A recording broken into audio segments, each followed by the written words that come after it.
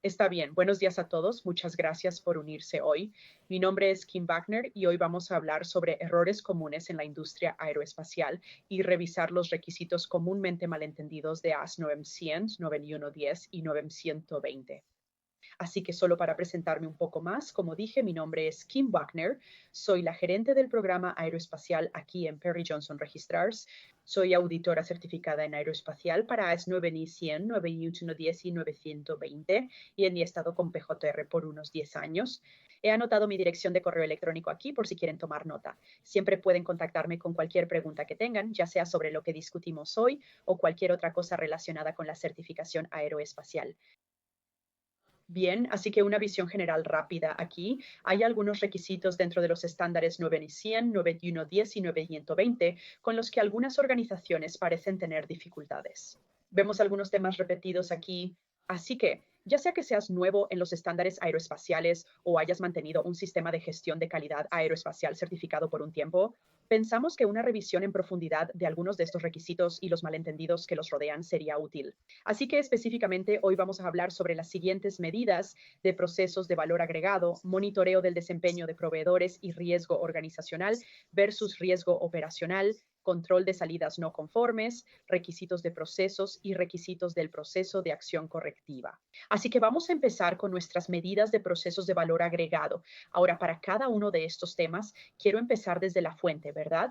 Quiero empezar donde estos requisitos están en los estándares y dar algo de contexto de dónde provienen estos requisitos. Así que nuestro primero aquí es sobre medidas de procesos de valor agregado en los estándares AS 9100, 9120 y 9810. Este requisito proviene de 4641 y nos vamos a centrar en las subcláusulas C y G.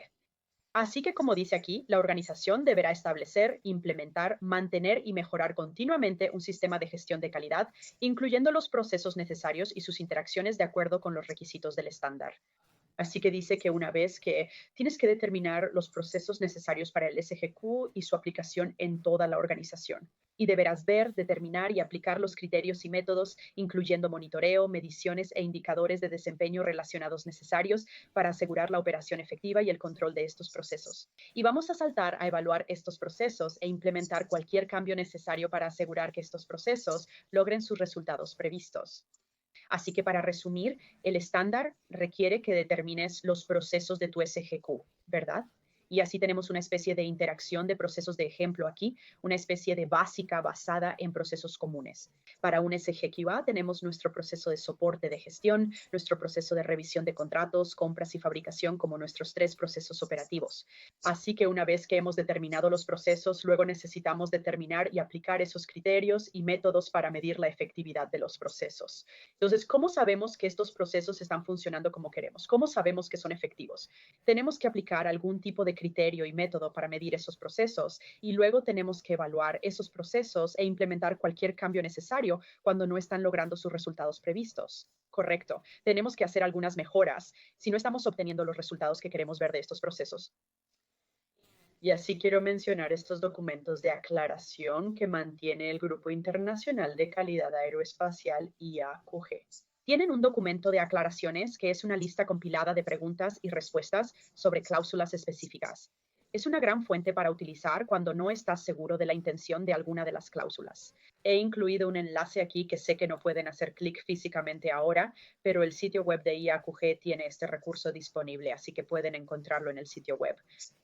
Y la razón por la que menciono esto es porque el IAQG opinó sobre las cláusulas específicas de las que estamos hablando aquí, 441 C y G. Así que echemos un vistazo a cuál fue esa pregunta y cómo fue respondida por el IAQG y por sus representantes de documentos sectoriales.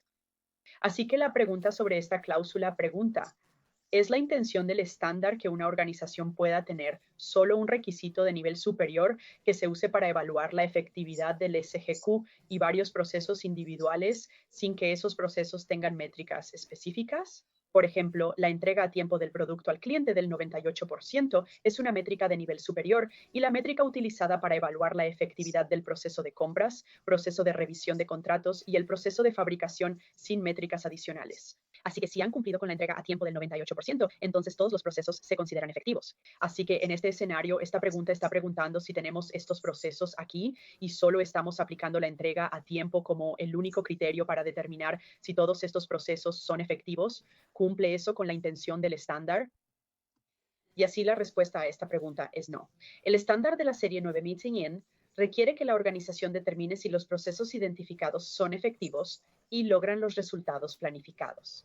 Cada medida de proceso debe evaluar la efectividad de ese proceso y ser de valor agregado. Esta es la medida que se incluiría en los informes de evaluación de efectividad de procesos PEERS, que son un formulario que los auditores completarán en OASIS para cada uno de sus procesos operativos. Así que esta medida de la que estamos hablando aquí se incluiría en los informes de efectividad de procesos como un indicador clave de desempeño para ese proceso.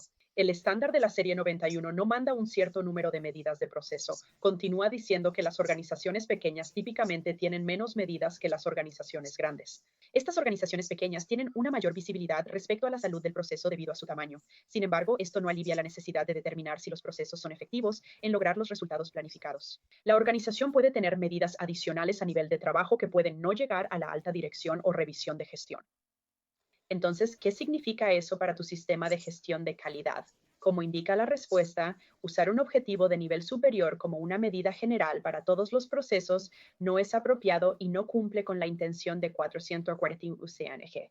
Como dice en esa aclaración, cada medida de proceso debe evaluar la efectividad de ese proceso y ser de valor agregado. Así que en lugar de tener solo un KPI general como la entrega a tiempo en ese ejemplo que mide todos los procesos, la intención del estándar es tener algo más específico para esos procesos, para realmente enfocarse en las actividades que ocurren dentro de esos procesos y darte una mejor idea sobre la efectividad de esos procesos. Así que lo que vamos a hacer a continuación es echar un vistazo a algunos ejemplos de medidas que son más de valor agregado y proporcionan una medida más precisa de efectividad para esos tres procesos de ejemplo que tenemos. Y con eso dicho, quiero mencionar otro gran recurso que tiene el IAQG, que se llama el Manual de Gestión de la Cadena de Suministro.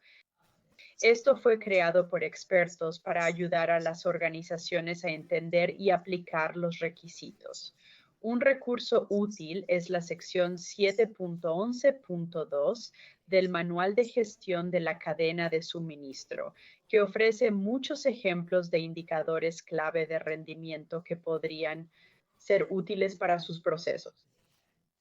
Hemos seleccionado algunos ejemplos para darle una mejor idea de lo que busca el estándar en cuanto a indicadores clave de rendimiento para sus procesos operativos. Estamos trabajando con el ejemplo mencionado en la pregunta sobre revisión de contratos, compras y fabricación. Ejemplos para el proceso de revisión de contratos incluyen el tiempo de respuesta de cotizaciones, medir cuántas RFQs se responden con cotizaciones en un tiempo definido. Por ejemplo, 3 días frente al total de RFQs respondidas. Nos enfocamos en las actividades del proceso de revisión de contratos. ¿Qué tan efectivo es el proceso de cotización? ¿Cuántas cotizaciones se procesan? ¿Y qué tan rápido? Errores en pedidos, medida de pedidos con errores frente a pedidos totales en un tiempo dado. Ventas trimestrales. Medida de ventas totales en el trimestre frente a un objetivo de ventas. Tasa de conversión de ventas. Contratos adjudicados frente a contratos licitados y cumplimiento de etapas. Medida de hitos del programa superados a tiempo. Estos ejemplos se enfocan en actividades comunes del proceso de revisión de contratos y su efectividad. En lugar de un KPI general de entrega a tiempo, nos enfocamos en actividades específicas para evaluar la salud del proceso. En compras, tenemos ejemplos relacionados con actividades del proceso de compras, comenzando con rendimiento. Rendimiento de lanzamiento de órdenes de compra. Órdenes enviadas a tiempo frente a órdenes totales. Tasa de reconocimiento de órdenes de compra. Órdenes reconocidas por el proveedor a tiempo frente a órdenes totales. Rendimiento de la cadena de suministro, medida de calidad y rendimiento a tiempo de la base de suministro, calificación de capacidad del proveedor frente a capacidad requerida. cumplimiento del programa y tasa de aceptación de inspección de recepción, materiales recibidos que pasan inspección sin incidentes frente a materiales totales. Ejemplos de KPIs que miden el proceso de compras más precisamente que una medición general de entrega a tiempo. El último proceso de ejemplo es el de fabricación. Ejemplos del manual de gestión de la cadena de suministro para el proceso de fabricación, comenzando con la tasa de desecho. Artículos desechados frente a artículos producidos.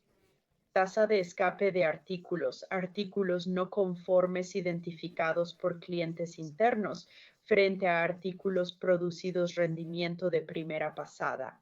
Entregables de calidad producidos frente a entregables en el proceso. Precisión del inventario. Medida de precisión al contar artículos en stock y compararlo con la base de datos.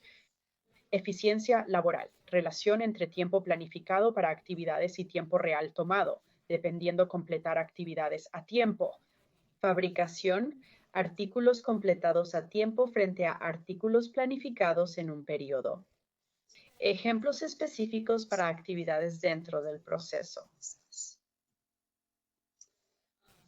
El punto de 441 CNG es que medidas de proceso de valor agregado permiten mayor visibilidad de la salud de sus procesos.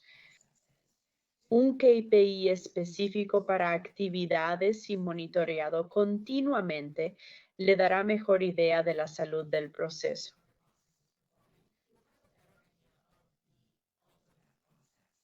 Si no alcanza un objetivo de KPI, puede enfocarse en la causa del bajo rendimiento y tomar medidas correctivas. Esto lleva a una mejora continua de cada proceso y de su QMS general. Ese es nuestro primer tema. ¿Alguna pregunta? Si no las aborda ahora, las abordaremos al final de la presentación. Si tiene preguntas ahora, escríbalas en el bloque de preguntas. Pasemos al siguiente tema sobre monitoreo del rendimiento del proveedor en AES 9100, 9110 y 9120. Este requisito está en 8411 del estándar, específicamente 8411C, resaltado en azul y subrayado. Dice que la organización debe revisar periódicamente el rendimiento del proveedor externo, incluyendo conformidad de procesos, productos y servicios y rendimiento de entrega a tiempo. Se requiere revisar periódicamente el rendimiento del proveedor, incluyendo entrega a tiempo y calidad. Ha habido confusión sobre qué proveedores revisar y con qué frecuencia. Quiero volver al documento de aclaraciones de la IAQG porque hay una pregunta sobre una cláusula específica que aclara estas preguntas, ¿verdad? La pregunta dice, si la organización desea aplicar un enfoque de gestión de riesgos a los proveedores, indicando niveles variables de rigor para evaluación, aprobación y reevaluación dependiendo del efecto en la conformidad del producto, ¿es aceptable? La respuesta dice que la cláusula 8400 requiere una revisión periódica del rendimiento del proveedor externo, incluyendo conformidad y entrega a tiempo. Se requiere que cada proveedor que afecte la conformidad del proceso, producto o servicio tenga una revisión periódica de esta información. La organización puede revisar esta información en varias frecuencias dependiendo del riesgo, pero la información aún debe ser revisada. Sin una revisión periódica de calidad y entrega a tiempo, ¿cómo aplicaría una organización un enfoque de gestión de riesgos? Está claro que la intención de esta cláusula es que todos los proveedores que afectan la calidad del producto sean revisados periódicamente por su rendimiento de calidad y entrega a tiempo. Basado en esta aclaración, depende de usted como organización determinar la frecuencia de esta revisión de rendimiento del proveedor. Puede tener frecuencias variables para diferentes niveles de proveedores. Por ejemplo, si prefiere revisar a sus 10 principales proveedores más frecuentemente, digamos cada 6 meses frente a otros proveedores cada 2 años, depende de usted determinar esa frecuencia. Todos los proveedores que afectan la calidad del servicio del producto deben ser revisados periódicamente. Incluso si compra un componente de un proveedor cada año, si lo que le proporcionan afecta la calidad del producto o servicio, deben tener su rendimiento revisado, además de todos sus otros proveedores. Quería mencionar esto porque esta es una cláusula común con ideas erróneas y espero que haya ayudado a aclararlo. Vamos a hablar sobre el riesgo organizacional frente al riesgo operativo. En los estándares AES 9100 y AES 9110 hay dos cláusulas dedicadas a la gestión de riesgos. Tenemos 6.1 y 811. Ahora, 811 no aplica a AES 920, así que si estás certificado en AES 920, no te preocupes por 811, pero 6.1 sigue vigente en 920. Estas cláusulas requieren que tu organización gestione diferentes tipos de riesgos. Riesgos organizacionales para 6.1 y riesgos operativos para 811. Ahora, a veces estos dos pueden confundirse entre sí, así que quería echar un vistazo más de cerca a cada una de estas cláusulas y luego analizar algunos ejemplos de gestión de riesgos. Bien, así que de nuevo volvemos al requisito en la norma para 611. Este es el mismo requisito que también está en ISO 9001. Pero aquí dice que al planificar el sistema de gestión de calidad, la organización debe considerar los asuntos mencionados en 4.1. Ahora 4.1 habla sobre los asuntos internos y externos de tu organización, el contexto de tu organización y los requisitos mencionados en 4.2 y 4.2 habla sobre las partes interesadas de tu organización. Y así estamos considerando esos asuntos y esas partes interesadas y determinando los riesgos y oportunidades que necesitan ser abordados para dar garantía de que el SGC puede lograr sus resultados previstos, B, mejorar efectos deseables, C, prevenir o reducir efectos no deseados y D, lograr mejoras. Continúa diciendo que la organización debe planificar acciones para abordar estos riesgos y oportunidades y B, cómo integrar e implementar las acciones en sus procesos del SGC y evaluar la efectividad de estas acciones. Las acciones tomadas para abordar el riesgo y la oportunidad deben ser proporcionales al impacto potencial en la conformidad de productos y servicios. Hay un par de notas aquí también referenciadas respecto al 6.1 de la norma.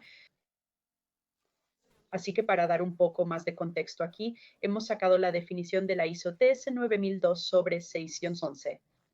Aquí dice que la intención de esta subcláusula es asegurar que al planificar los procesos del sistema de gestión de calidad, la organización determine sus riesgos y oportunidades y planifique acciones para abordarlos. Su propósito es prevenir no conformidades, incluyendo salidas no conformes y determinar oportunidades que puedan mejorar la satisfacción del cliente o lograr los objetivos de calidad de una organización. Al determinar los riesgos y oportunidades para el sistema de gestión de calidad, se deben considerar los asuntos externos e internos como se señala en 4.1 de la norma, así como los requisitos relevantes de las partes interesadas. Ejemplos de los riesgos de que el sistema de gestión de calidad no logre sus objetivos incluyen el fallo de procesos, productos y servicios para cumplir con los requisitos o que la organización no logre la satisfacción del cliente. Así que realmente cuando hablamos de 6.1 estamos hablando del SGC en su conjunto, la gran imagen de tu sistema de gestión de calidad. Y estamos considerando cualquier asunto interno, cualquier asunto externo, cualquier necesidad y requisitos que sean de partes interesadas, todas las cosas que influyen en el contexto de tu organización y cualquier riesgo u oportunidad que esté asociado con ellos. Así que algunos ejemplos de algunos riesgos organizacionales que se aplicarían a 611 que pueden ser relevantes para tu organización. Tenemos algunos ejemplos aquí. El primero aquí es una fuerza laboral envejecida con múltiples jubilaciones acercándose. Así que esto sería algo que es un tipo de asunto interno, ¿verdad?, de tu organización, que puede ser un posible riesgo que necesita ser mitigado, cosas así. Otro ejemplo sería los efectos de los aranceles en ciertas industrias sobre los costos de materiales. Este es un posible asunto externo que podría ser un riesgo para tu organización. Otro asunto externo que podría ser un riesgo son los riesgos de ciberseguridad como el phishing, ransomware, malware. Estos son cada vez más comunes, desafortunadamente. Pero esto podría ser potencialmente un riesgo que tu organización necesita abordar. Y luego tenemos riesgos asociados con eventos climáticos extremos como incendios forestales, huracanes, terremotos, etcétera, dependiendo de la región de tu organización. Estos serían nuevamente ejemplos de algunos asuntos externos que podrían calificar posiblemente como riesgos que pueden ser algo que tu organización necesita mitigar. Pero de nuevo, estos son todos como una gran imagen, grandes riesgos, ¿verdad? Mirando la totalidad de tu SGC y podrían influir en la totalidad de tu SGC. Así que hablemos de los riesgos 811, o lo siento, primero tenemos algunas herramientas de gestión de riesgos. Así que hay diferentes herramientas y metodologías que una organización puede adoptar para ayudar a gestionar riesgos e identificar oportunidades. No hay métodos específicos que se requieran. Estos son todos ejemplos en realidad del material de orientación para auditores que tiene el IAQG, y así incluyen cosas como aprender del pasado, lecciones aprendidas, PESLE, SWOT, FMEA. Podrías estar familiarizado con. Algunos de estos son solo algunos ejemplos de cómo algunas organizaciones han abordado el riesgo organizacional dentro de su organización. Así que veamos el siguiente requisito 811. Esta es nuestra gestión de riesgos operativos. Y de nuevo, esto no aplica a 9020. Solo aplica a AS 9100 y AS 9110. Así que aquí dice, la organización debe planificar, implementar y controlar un proceso para gestionar los riesgos operativos para el logro de los requisitos aplicables, lo que incluye, según sea apropiado para la organización y los productos y servicios a asignación de responsabilidades para la gestión de riesgos operativos. B, definición de criterios de evaluación de riesgos. Ejemplos, probabilidad, consecuencia, aceptación de riesgos. C, identificación, evaluación y comunicación de riesgos a lo largo de las operaciones y de identificación, implementación y gestión de acciones para mitigar riesgos que excedan los criterios de aceptación de riesgos definidos y E, aceptación de riesgos que permanecen después de implementación de acciones de mitigación. Y quería resaltar la nota que tienen aquí porque hace una clara distinción entre estas dos cláusulas. Dice bien, la cláusula 61 aborda los riesgos y oportunidades al planificar el sistema de gestión de calidad de la organización. El alcance de esta cláusula 811 está limitado a los riesgos asociados a los procesos operativos necesarios para la provisión de productos y servicios en la cláusula 8. Así que de nuevo está haciendo esa distinción entre los riesgos al planificar tu sistema de gestión de calidad en su conjunto y los riesgos específicamente asociados con los procesos operativos, la provisión de productos y servicios. Ahora, 811 es un poco más específico en lo que requiere. Como dice aquí, necesitamos asignación de responsabilidades para la gestión de riesgos, definición de criterios de riesgo, identificar, evaluar y comunicar riesgos a lo largo de las organizaciones, cómo gestionar riesgos que excedan los criterios de aceptación de riesgos definidos, como aceptar riesgos, cosas así. Es un poco más específico, pero de nuevo no se requiere una metodología específica. Entonces, ¿cuáles son algunos ejemplos de algunos riesgos operativos que serían aplicables a 811?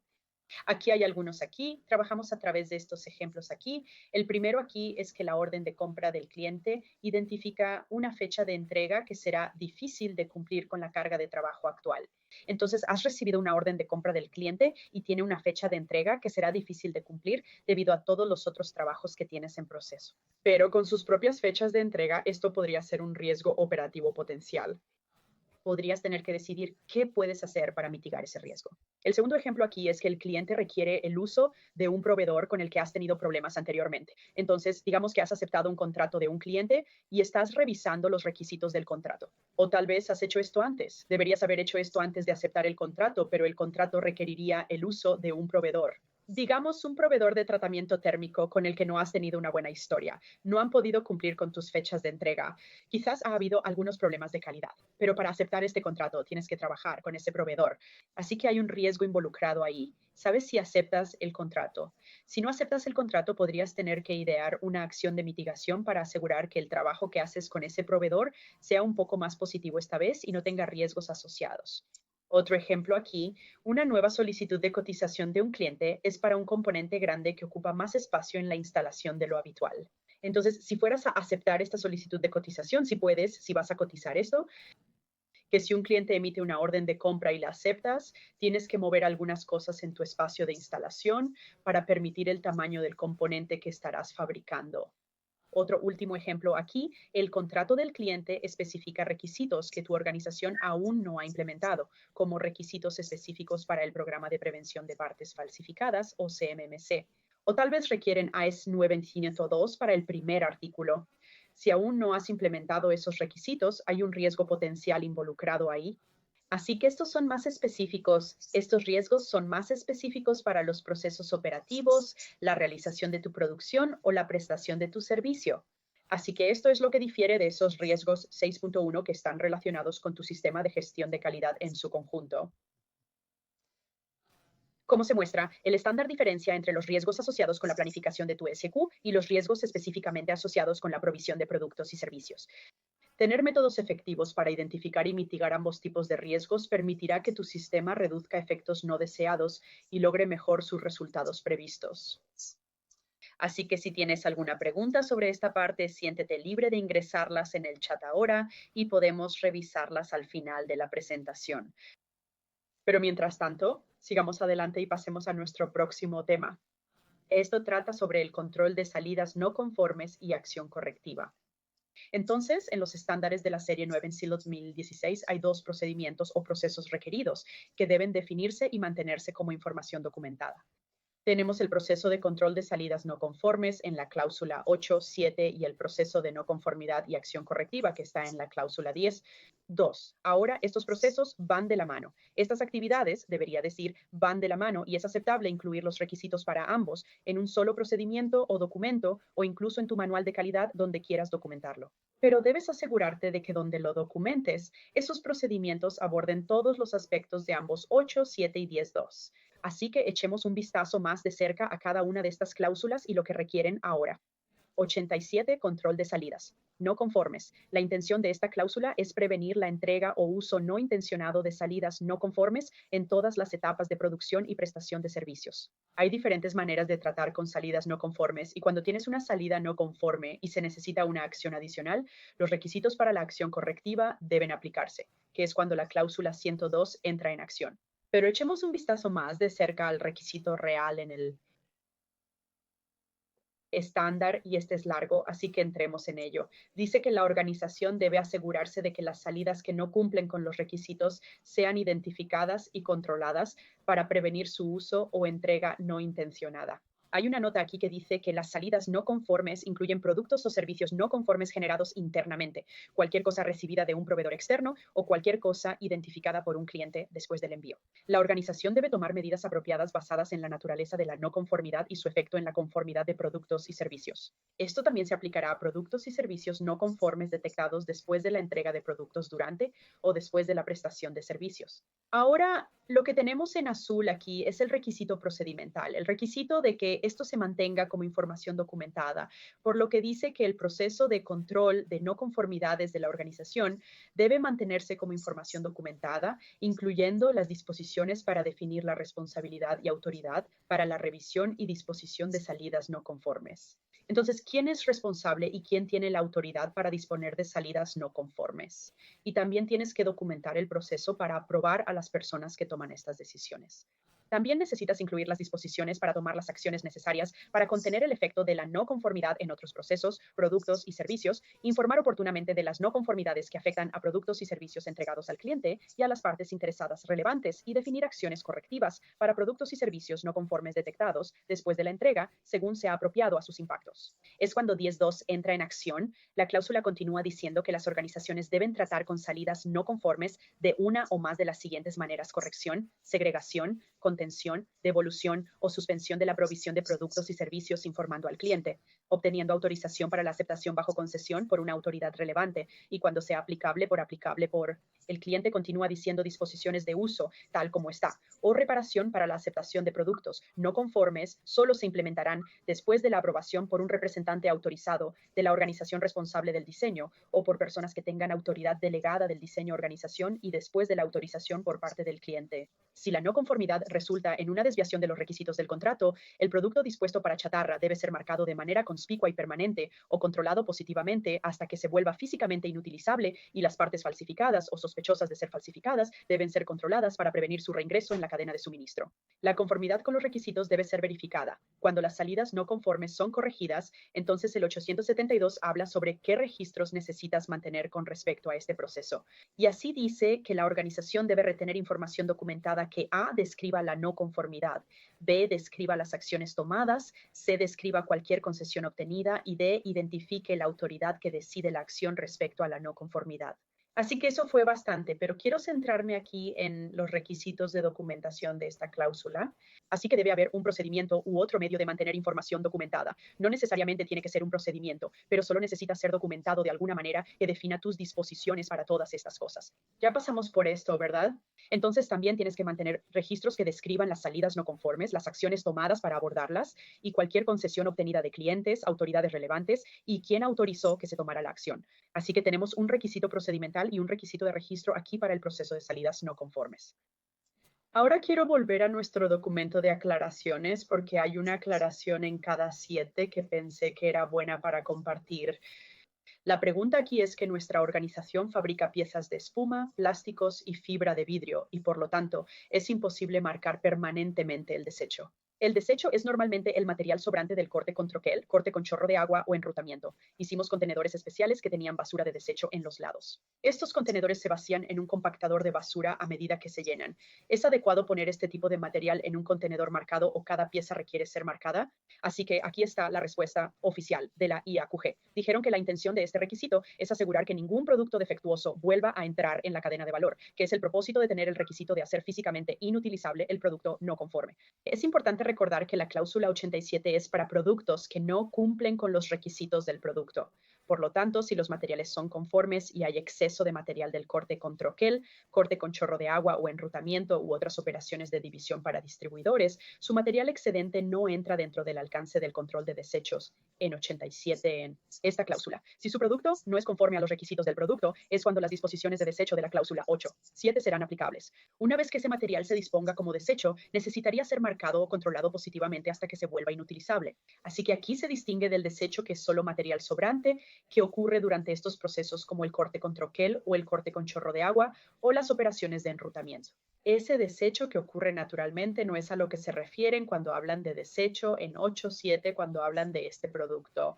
La disposición para el desecho debe ser marcada de manera conspicua y permanente o controlada positivamente hasta que se vuelva físicamente inutilizable. Eso es cuando tenemos algo que no es conforme que ha sido dispuesto como desecho. Ahí es cuando entra en juego ese requisito, pero si solo estamos hablando de material sobrante, eso no es aplicable a esta parte del estándar. Así que buena aclaración para compartir aquí pensé. Bien, ahora vamos a hablar sobre 10.2, el proceso de acción correctiva. Así que 8.7 está hablando del control del producto no conforme y de prevenir que vuelva a entrar en la cadena de valor, mientras que 10.2 está hablando de gestionar las no conformidades e implementar acciones correctivas adecuadamente. Así que cuando ocurre una no conformidad, incluidas aquellas que surgen de salidas no conformes identificadas de quejas, problemas que surgen de proveedores externos, resultados de auditorías de terceros, la organización debe tomar medidas para investigar qué ha salido mal, corregirlo y evitar que problemas similares se repitan. Así que aquí está el requisito 10.2 en el estándar. Es otra cláusula extensa aquí. Un par de cláusulas, así que dice que cuando ocurre una no conformidad, incluidas las que surgen de quejas, la organización debe reaccionar a la no conformidad y, según corresponda, tomar medidas para controlarla y corregirla y lidiar con las consecuencias, y luego evaluar la necesidad de acción para eliminar las causas de la no conformidad para que no se repita o ocurra en otro lugar, revisando y analizando la no conformidad, determinando la causa de la no conformidad, incluidas, según corresponda, aquellas relacionadas con factores humanos, y tocaremos los factores humanos en un momento, determinando si existen no conformidades similares o si potencialmente podrían ocurrir.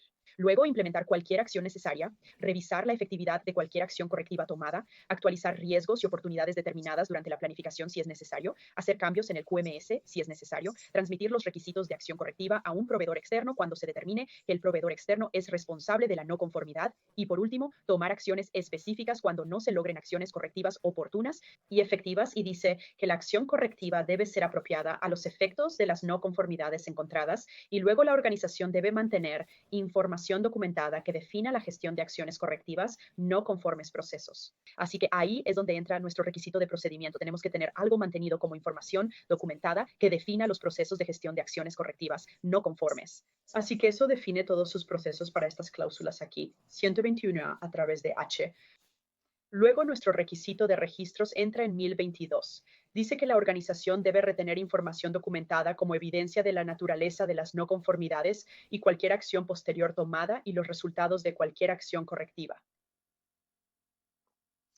Así que enfocándose en qué documentación Organización tiene que definir el proceso para su acción correctiva no conforme abordando todos los elementos de 10 a 1. Y esto tiene que mantenerse como información documentada, típicamente en forma de procedimiento, pero no necesariamente tiene que ser siempre que esté documentado de alguna manera. También debe mantener registros como evidencia de la naturaleza de las no conformidades. ¿Cuál fue la condición no conforme? Cualquier acción posterior tomada. Esto incluye cualquier corrección, cualquier contención, análisis de causa raíz, la acción correctiva y los resultados de cualquier acción correctiva. ¿Fueron efectivas las acciones correctivas? ¿Fueron ineficaces? ¿Cómo determinó eso? ¿Se necesita acción adicional? ¿Se actualizaron los riesgos? Esto significa que todo 1021A a través de H necesita ser registrado de alguna manera y típicamente vemos esto capturado en un formulario de acción correctiva. Ahora quería compartir algunas aclaraciones más sobre 10.2 de ese documento de aclaraciones de la IAQG. La primera pregunta aquí pregunta que algunos están interpretando este requisito de que estamos obligados a determinar causas para cada no conformidad que encontramos, sin importar cuán insignificante. 9 Mansfield 2009 nos permitió definir nuestros requisitos sobre cuándo determinaríamos causas en nuestro procedimiento. Realísticamente, no creo que ninguna organización tenga los recursos para determinar causas para cada no conformidad.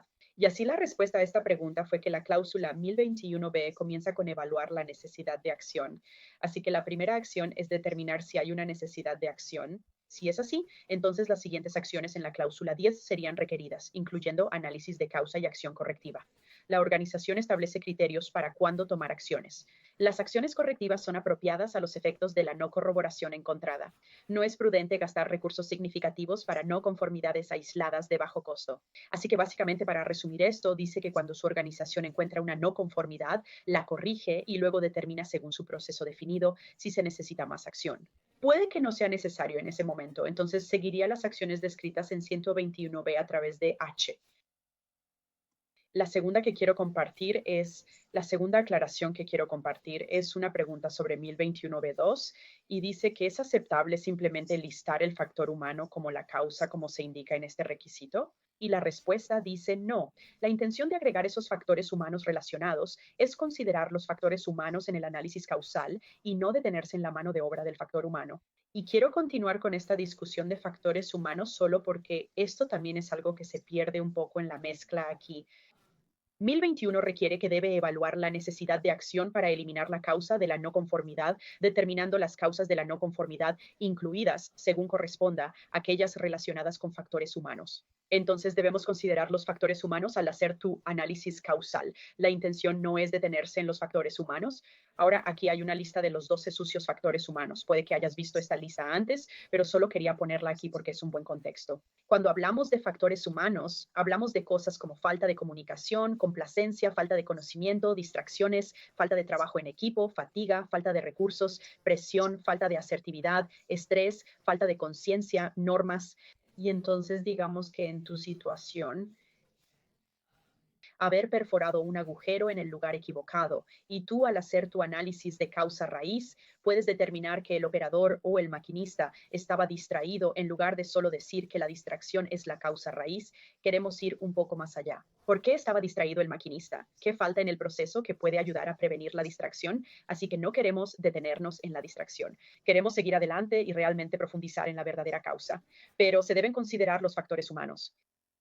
Bien, otra aclaración aquí que pensé que era buena mencionar. La cláusula 10 requiere que las organizaciones actualicen los riesgos y oportunidades determinados durante la planificación, si no es necesario. Esto necesita realizarse para cada acción correctiva y la respuesta aquí fue que la organización determina cuándo actualizar los riesgos y oportunidades basándose en acciones correctivas.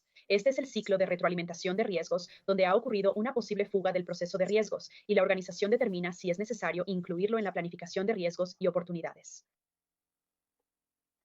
Así que la intención aquí no es actualizar tus riesgos y oportunidades para cada acción correctiva, sino solo considerar si es necesario actualizarlos. Así que no necesita suceder para todos, pero debe considerarse cuando estás haciendo tu acción correctiva. Bien, hemos hablado de 8.7, hemos hablado de 10.2, ambos bastante a fondo. Hablemos de la diferencia entre los dos con un ejemplo. Así que en este escenario de ejemplo completamente inventado, un maquinista deja caer accidentalmente una pieza número 1234 mientras transporta bienes terminados al control de calidad para inspección. QC determina que la pieza está dañada y ya no cumple. La pieza se etiqueta con una etiqueta roja de no conformidad y se coloca en un contenedor para piezas no conformes para ser dispuestas. QC luego llena un formulario para la pieza no conforme documentando el problema y autorizando que el maquinista realice el retrabajo para que la pieza vuelva a cumplir. Esta persona específica que autorizó esto firma sus iniciales en el formulario. No se necesitaron concesiones. El personal de QC que firmó está listado en el procedimiento de control de salidas no conformes como alguien que ha sido aprobado para disponer de piezas no conformes. Así que este es un ejemplo del proceso de control de salidas no conformes en acción. En cumplimiento con 8.7 tenemos una pieza no conforme. Ha sido dispuesta, ha sido revisada y dispuesta por alguien que tiene la autoridad para hacerlo. Ha sido identificada hasta que ha sido completamente dispuesta. Ha sido, ya sabes, removida de la cadena de valor, así que no va a ser reingresada y, ya sabes, posiblemente enviada por accidente. Y ahí es donde vive el proceso de control de salidas no conformes, ¿verdad? Este es un ejemplo de eso. Ahora pasando al proceso de acción correctiva. En este ejemplo, digamos que en la misma organización todos los formularios de salida no conformes son revisados y enviados a entrevista por el gerente de calidad. El gerente de calidad revisa esos formularios para determinar si se necesita acción adicional. Digamos que el QM rastrea estas no conformidades para ver si hay alguna tendencia. Y el gerente de calidad ve que en los últimos meses ha habido varios problemas con piezas que se caen. Así que debido a esta tendencia, ha determinado que es necesaria una acción correctiva, se necesita acción adicional y el proceso de acción correctiva necesita intervenir. Así que inicia un formulario de acción correctiva. Ahora, ¿qué información necesita ser registrada en ese formulario basado en los requisitos de 10? 2. Veamos un ejemplo. Así que en este escenario de ejemplo vamos a continuar con él. Esta es parte de la información que debería capturarse en el formulario de acción correctiva. Ahora, cuando pase por esto, voy a hablar sobre ciertos requisitos, especialmente para la corrección, la causa raíz y la acción correctiva, y cómo esto se relaciona con tus hallazgos de terceros que podrías obtener de una auditoría ASDM 109,100, 29,110 por un CB. Así que comenzaremos con la información superior, así que déjame volver a los requisitos en 10.2.1. Así que todo aquí en 10 necesita ser registrado en nuestro formulario de acción correctiva, ¿verdad? Como evidencia del proceso de acción correctiva, necesitamos tener la naturaleza de las no conformidades, cualquier acción subsiguiente tomada y los resultados de la acción correctiva. Así que al mirar nuestro ejemplo, aquí tenemos la naturaleza de la no conformidad capturada en la parte superior aquí. El proceso para transportar piezas a QC para inspección no es actualmente efectivo, así que esa es la declaración de no conformidad. Nos da una idea de cuál es el problema más amplio. La evidencia objetiva específica habla sobre la no conformidad específica. Aquí dice que el maquinista dejó caer la pieza número 1234 al llevar las piezas a QC. No se necesita contención en esta situación, pero sí necesitamos una corrección. Entonces, aquí dice que la pieza no conforme, número 1234, fue retrabajada y se volvió a conformar, como vemos en esta respuesta. Y esto es algo que se requiere para las respuestas de acciones correctivas de terceros. La corrección aquí está escrita en pasado y es muy específica sobre qué parte fue retrabajada. Se menciona el número de parte específico, así que está claro como el agua que esto ha sido corregido. La pieza fue retrabajada y se volvió a conformar. Una pieza específica que se mencionó en la no conformidad. Luego tenemos un análisis de causa raíz aquí. Dice que el proceso de transportar piezas a mano no es efectivo debido a la susceptibilidad al error humano. Esto se puede abordar utilizando carritos, pero el personal no está actualmente capacitado para usar carritos. Esto se debe a que la instrucción de trabajo no requiere el uso de carritos. Así que en nuestro análisis de causa raíz estamos considerando factores humanos. Correcto. Pero no nos detenemos ahí y simplemente decimos, sí, la gente deja caer piezas a veces. En cambio, dice, bueno, sí, este proceso es susceptible al error humano ahora mismo y se puede mejorar utilizando carritos. ¿Por qué no están usando carritos? ¿Por qué no están capacitados para hacerlo? ¿Por qué no están capacitados para hacerlo? Porque la instrucción de trabajo no lo requiere. Así que estamos yendo tan profundo como podemos aquí. Estamos respondiendo todas estas preguntas de por qué hasta el final lógico. Y ese es el mismo tipo de análisis de causa raíz que se debe hacer con algunos hallazgos de terceros en sus auditorías de AES 9 y 100 y no 2009 y 10 auditorías de terceros. Y ahora cuando vamos a nuestra acción correctiva, la causa raíz nos lleva directamente allí. Y esa es la situación ideal a la que llegamos tan lejos en una causa raíz. Hay una respuesta muy lógica en nuestra acción correctiva. Así que la acción correctiva aquí establece comprar carritos para el propósito de transportar piezas. Los empleados aplicables recibieron capacitación en el nuevo proceso para transportar piezas a QC y de regreso. Se adjuntan registros de capacitación. La instrucción de trabajo también ha sido revisada para incluir una cláusula que indique que las piezas deben ser transportadas en carritos. Instrucción de trabajo revisada adjunta. Así que hemos abordado todas las causas desde una causa raíz con acciones correctivas muy específicas para prevenir que el problema se repita y para mejorar el proceso de transporte de piezas, mejorar la efectividad de ese proceso. También hay notas aquí sobre la verificación implementada del sistema de carritos el 101-24, el 1031. No se han reportado ni observado recurrencias de piezas caídas. Los empleados entrevistados informaron que el proceso es efectivo. La acción correctiva ha sido verificada y cerrada. Y también hay una nota aquí que dice que no es necesario en este momento actualizar el PAN. Así que este ejemplo de un formulario de acción correctiva realmente aborda claramente todos esos requisitos de registro en 10.2.2, pero es solo un ejemplo de cómo esto podría ser documentado.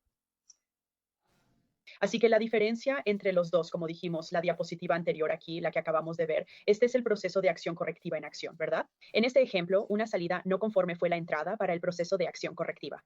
Las entradas también pueden provenir de quejas de clientes, hallazgos de auditoría, problemas identificados por empleados, problemas de proveedores externos, datos de rendimiento, etcétera. Pero en este ejemplo que acabamos de ver, donde tuvimos el control del proceso de salidas no conformes en acción que nos llevó al proceso de acción correctiva, pero todavía son procesos algo distintos.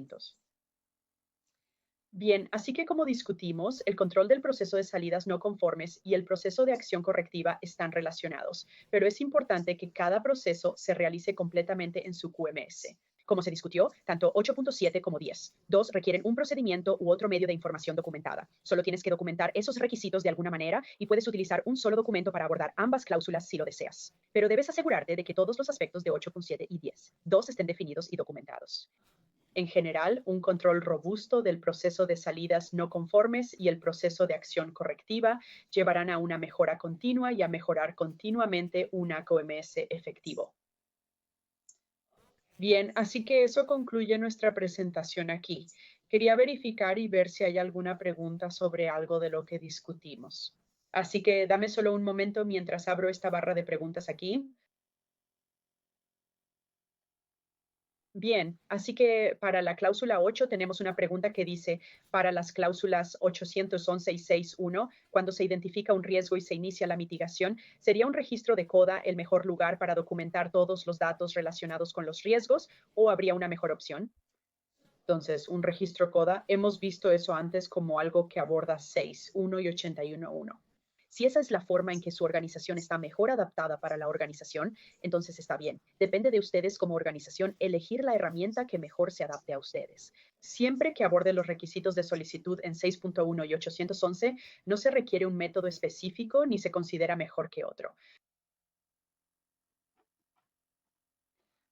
Bien, no veo más preguntas en este momento, pero si tienen alguna pregunta adicional, cualquier cosa, cualquier pregunta sobre lo que discutimos o algo que se les ocurra y quieran ayuda, o puedo ayudar a guiarlos en la dirección correcta o intentar obtener esa respuesta para ustedes.